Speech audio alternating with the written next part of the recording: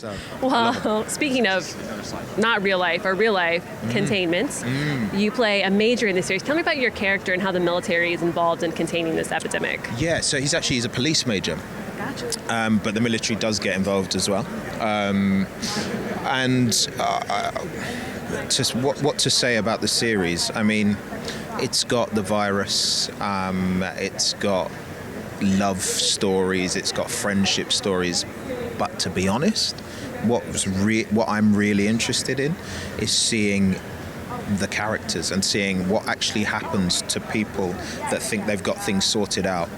And then something like this hits and threatens their very existence, and how they come through it and how they develop. Like I just finished reading episode 11 yesterday. I was, horrific things happen in it, but I was left feeling like that was extraordinarily beautifully written. I'm a little bit proud of it. You can probably tell. Yeah, it comes through. That's awesome. That's good. And like you said, when you have an event like this, it shakes your whole world. How is your character's world affected by the epidemic? Yeah. What can I say without just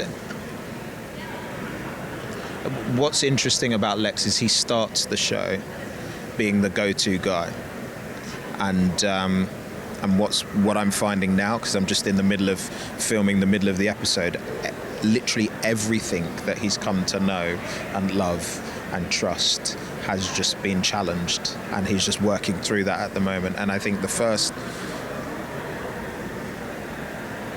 that's all I'll say, because I'll give it away. I know I will. I'll give it away, and there's me saying it is never going to be as interesting as you guys watching it. It's never going to be as interesting. Yeah, there's always that fine line of teasing and spoiling, and you don't want to cross it. No, because I will. I'm not very good at not crossing it, but it's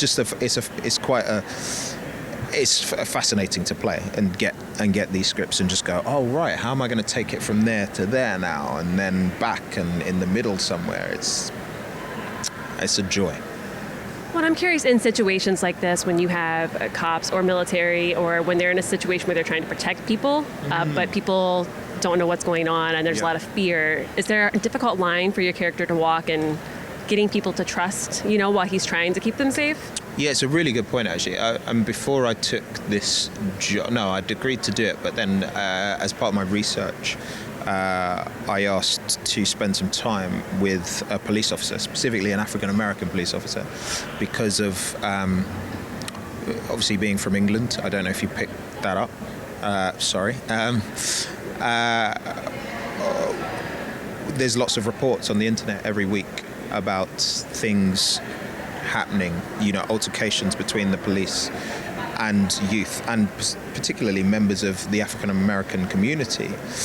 And so I wanted to speak to this guy to find out exactly how he does toe that line. And he was thankfully someone who had done very well in the police force, but his very foundation was built upon his relationship with the public.